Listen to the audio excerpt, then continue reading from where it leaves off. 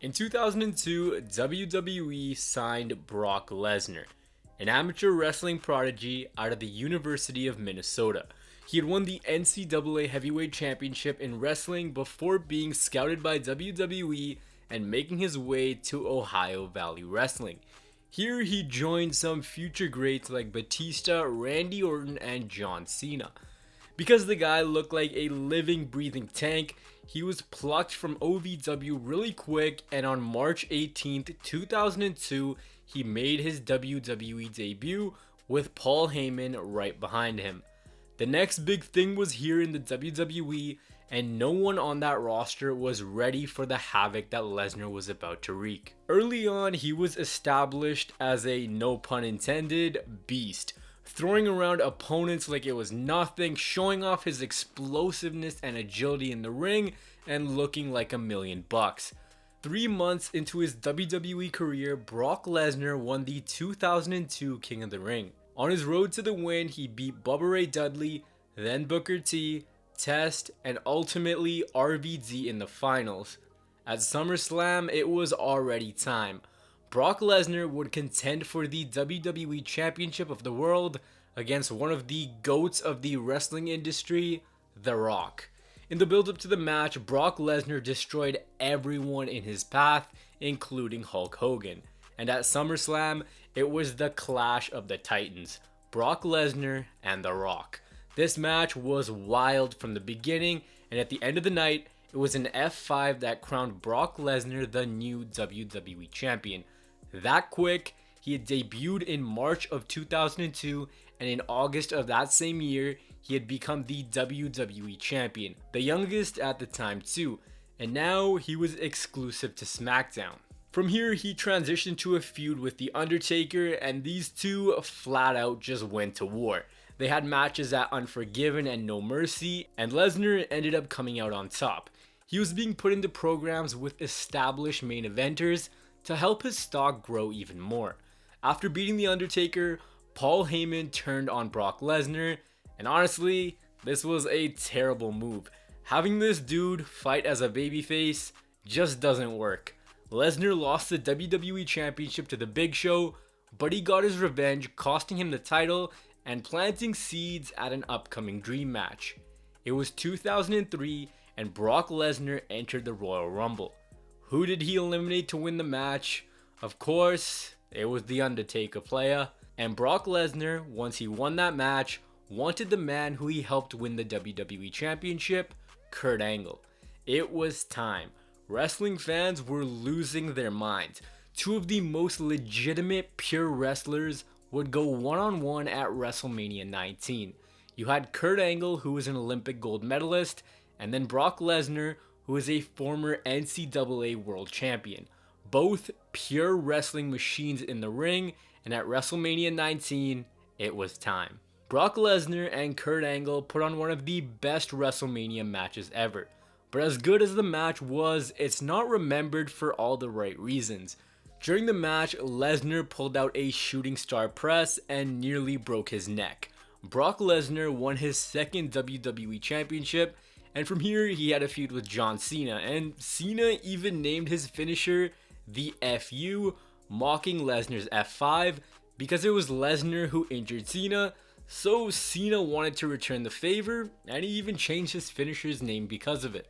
After Lesnar was done with Cena, he transitioned back to The Big Show, and the two provided us with one of the most legendary moments ever when the ring collapsed on an episode of SmackDown. Lesnar lost the WWE Championship once again to Kurt Angle, but he won it back on an episode of SmackDown, beating Kurt Angle in an amazing Iron Man match that ended 5-4 in Lesnar's favor. 3 WWE Championships, a King of the Ring, Royal Rumble, and some of the most high-profile feuds in the WWE, Brock Lesnar was on top of the wrestling world. But he didn't feel like it. WWE's grueling road schedule was wearing on him, and he felt like WWE was wearing out his body.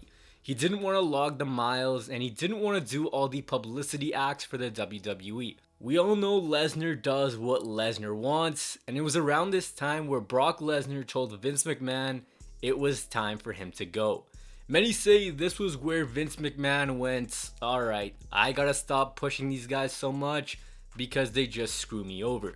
Vince handed Brock the keys to the kingdom, but he handed them right back. Now just 2 years into his WWE career, so accomplished, he was about to leave pro wrestling behind. Near the end of Lesnar's run, himself and Goldberg had a feud which would result in a match at WrestleMania 20. And at this time, news had gotten out that Lesnar wanted to pursue a career in the NFL and that Goldberg was also leaving WWE. So the MSG crowd hijacked the show, and this match was a disaster.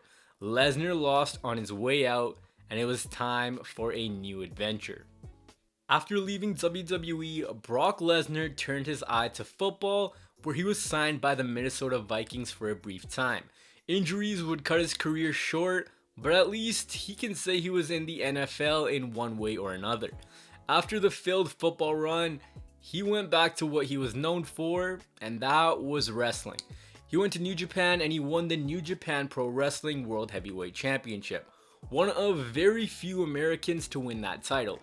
Once he had wrapped things up here, mixed martial arts was calling his name. Brock Lesnar had gone from a world which scripts punches to the real-life world of tactical warfare. After winning his first fight, Brock made the transition to the UFC, where he would become one of the biggest attractions in the world of MMA. In his third fight, he became the UFC World Heavyweight Champion, beating Randy Couture, a title he would hold for just under 2 years. The biggest draw in MMA was a dude who came from a soap opera which scripted physicality. He did it. He proved that just because you transition from a quote-unquote fake sport, you can make it big in other promotions. Wrestling fans had their eye on Lesnar, and so did the MMA world. Lesnar truly proved that he is a once-in-a-lifetime athlete, going from NCAA wrestling to pro wrestling to football to mixed martial arts. Everyone became aware of the name Brock Lesnar, and absence made the heart grow fonder in the WWE world too. Lesnar started to lose some fights in the UFC. This was because of his ongoing battle with diverticulitis, which caused him to retire from the UFC. But Brock was coming home. In 2012, he was back. The next big thing was the current big thing. He had negotiated a monster deal which would see him work limited dates and be paid a fortune. After WrestleMania 27, John Cena had just suffered a huge loss to The Rock, and then we heard the wrestling world rejoiced. Brock Lesnar had conquered the UFC and he was back home. From here, Brock played into the mentality that he was given a ton of money to come back to the WWE. He was a missionary. He felt like a killer, and after doing so well in the UFC, he brought this sense of realism and legitimacy to every match.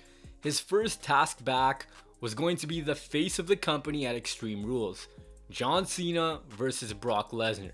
Both guys going balls to the wall. Each guy is pulling out power moves, and you assumed in Lesnar's first match back, he'd win.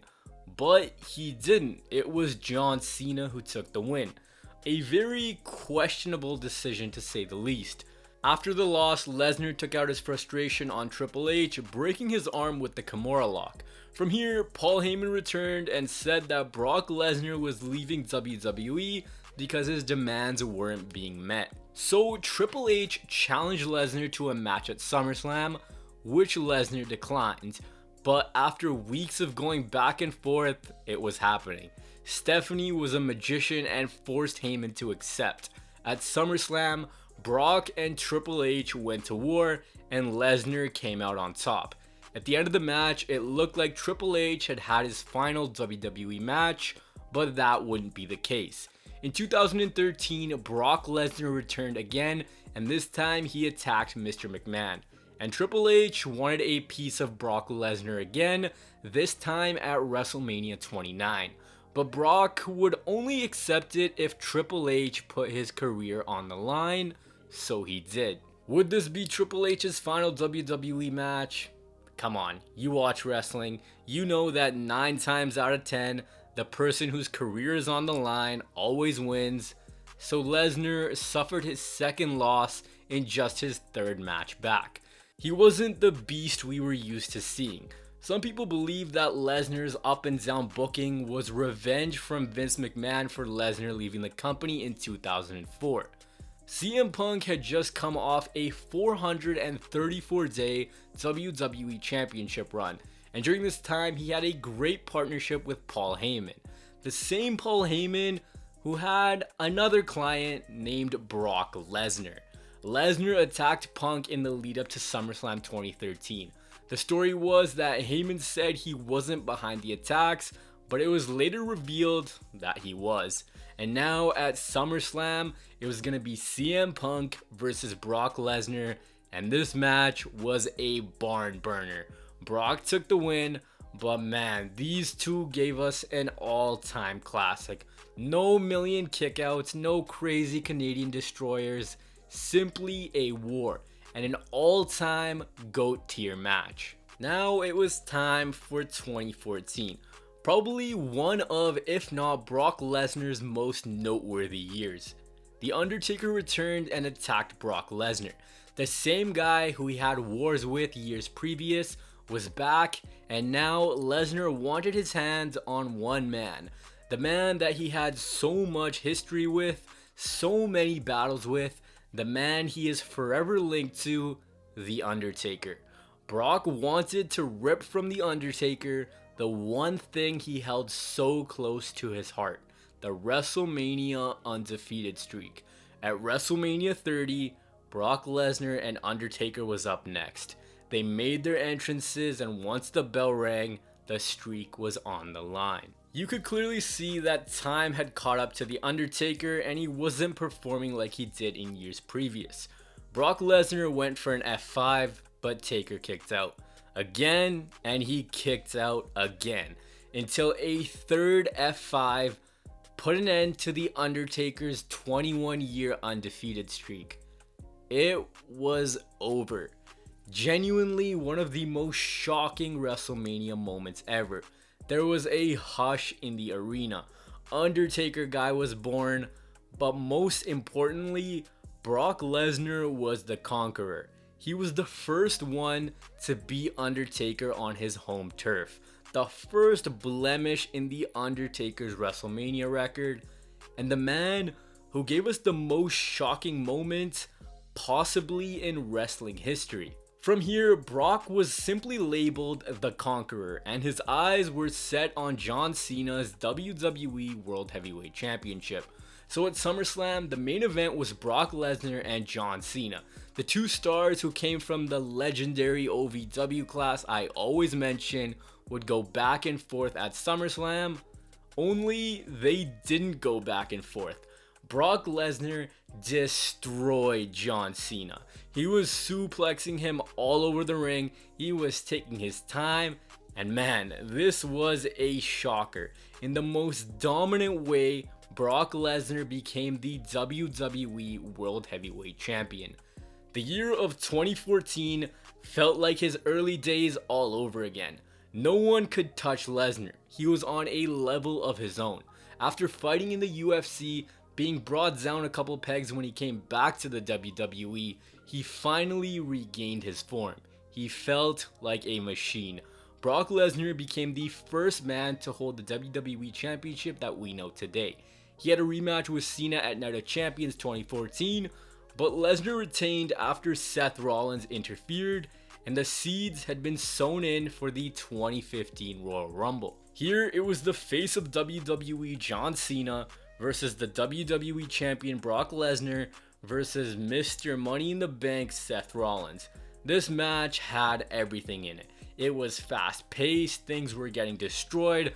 Brock Lesnar activated Ultimate Farmer mode on everyone, shout out the great one, and they gave us one of the best triple threat matches in WWE history. Brock had beaten Cena once again, and he'd also beaten someone relatively new to the main event scene. Now he was gonna meet another man new to the main event scene, that being Roman Reigns. In the same night where Lesnar beat Cena and Rollins, Reigns won the Royal Rumble to a chorus of boos. The crowd hated him. Wrestling fans hated him. The presentation, to the contacts, to the promos, a fairly limited moveset, nobody wanted Reigns anywhere near the WWE Championship. But nonetheless, heading into WrestleMania 31, the main event was going to be Brock Lesnar versus Roman Reigns, the current versus the future. These two went back and forth and tore each other to shreds. And in the closing moments, Seth Rollins cashed in the Money in the Bank and took the title away from Brock Lesnar. The next night on Raw, Lesnar wanted his rematch, but he didn't get it. He destroyed everyone in sight and took them to Suplex City, leading to Lesnar getting suspended. A few months later, Seth Rollins had been weaseling his way through matches, and Brock Lesnar was back to give Rollins a real test. Here it was going to be Rollins versus Lesnar at Battleground for the WWE Championship. This time it was going to be one-on-one. Lesnar had one win in a triple threat, Rollins had the other in a triple threat. This time it was a singles match. But the party was crashed by who else but The Undertaker. Taker came back, and now he wanted the man who ended his streak.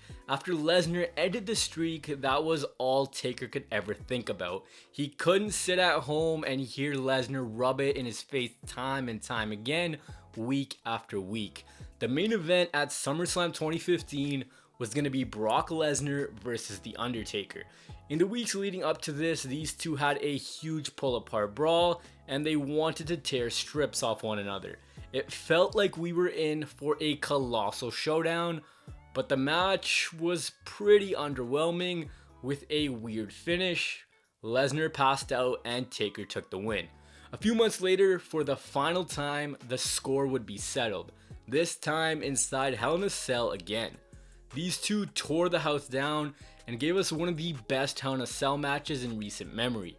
Brock Lesnar walked out the winner. The next year, Brock Lesnar had his sights set on the UFC once again, and at WrestleMania 32, we got a pretty bad match between Ambrose and Lesnar.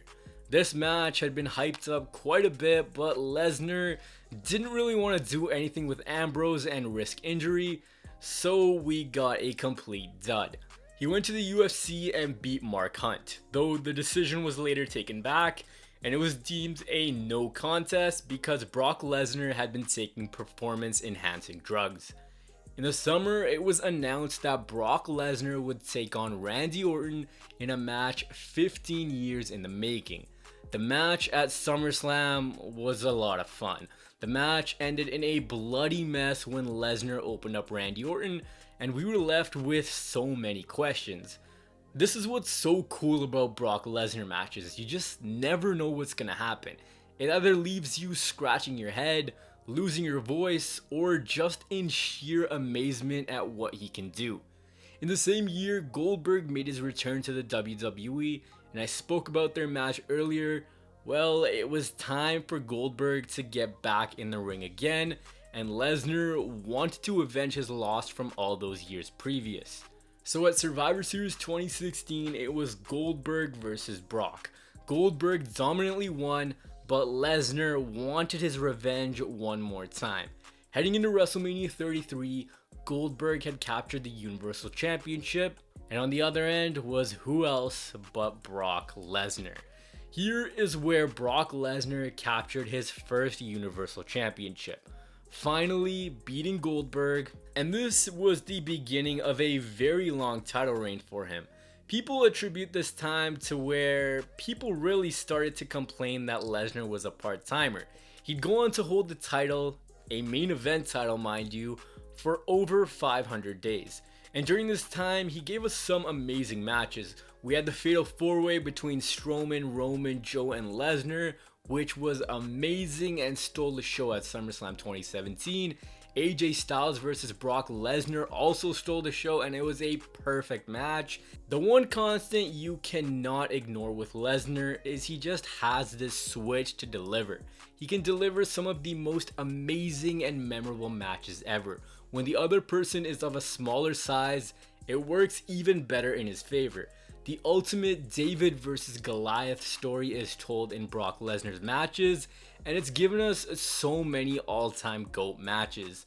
The sense of legitimacy is something no one else in sports entertainment brings you. You know where he's been, you know what he can do outside the ring, so his matches just have this wild unpredictability to them. Either they can be a 20-second squash or a 20-minute show stealer. Nothing fancy from Brock, just straight up punch him, throw him, and rip him. It's something no one else can really make work. After this amazing list of matches, it was time for Brock Lesnar to meet a very familiar opponent in Roman Reigns. Everyone thought since Roman was the new top dog, he'd win. But shockingly, he didn't, and instead, Roman would capture the Universal Championship a few months later at SummerSlam 2018, but he had to vacate it due to leukemia. Lesnar took the opportunity and regained the Universal Championship, and in 2019, he met Seth Rollins. After Seth Rollins won the Royal Rumble, he chose the Beast as his champion of choice. At WrestleMania, Brock Lesnar lost his title, only to win the Money in the Bank a few months later and regain the Universal Championship, before dropping it to Rollins again at SummerSlam. In the same year, he beat Kofi Kingston in the debut edition of SmackDown on Fox to capture the WWE Championship. Then he beat Cain Velasquez, righting a wrong from UFC, before entering the Royal Rumble as WWE Champion and running wild. He did eventually lose the WWE Championship to the man who kicked him out of the match, Drew McIntyre. But man, what can you even say about Lesnar? Lesnar's popularity is still as high as ever. Most people understand the brilliance behind him, and for some people, he's the reason they started watching wrestling. He's a guy who can deliver when you need him to, and in recent years, his appearances have started to become less and less. There's a lot of unnecessary Brock Lesnar slander on the internet, calling him a part-timer, lazy, whatever you want to call him. Brock Lesnar being a part-timer only adds an amazing aura to him. Seeing someone every so often makes it special. Brock Lesnar wouldn't be Brock Lesnar if you saw him every single week. Brock Lesnar has delivered us some of the greatest wrestling matches in history, and it's crazy that most of them came in his second run with the WWE. Genuinely speaking, Brock Lesnar needs to be considered one of the greatest pure athletes of all time. He's conquered all of combat sports, drew so many eyes to the UFC, demolished WWE in such a short amount of time, has accolades which no one else will be able to achieve, and honestly, have you ever just sat back and thought to yourself that we'll probably never see a career this dominant ever again? Not just inside the wrestling world, but outside of it too. Sure, Lesnar likes his quiet outside the wrestling world, and he's not a people person, but he's made so much noise in the business, and honestly, I wouldn't even call people crazy for saying he's on their Mount Rushmore of WWE. He just does everything right. His matches, to his selling, to the roast when he picks up the mic, truly just a special athlete. There's no other way to describe Brock Lesnar. I made a video talking about how special Brock Lesnar and his style, mannerisms, and everything else about him is, so I'm not gonna get too much into it. It's just simply hard to describe. People who understand pro wrestling simply understand what makes Brock Lesnar such a GOAT. But I'm gonna leave it up to you guys. After the legendary career he's had, beating the streak, delivering all-time great matches, beating the greats of the business, where does Brock Lesnar rank for you?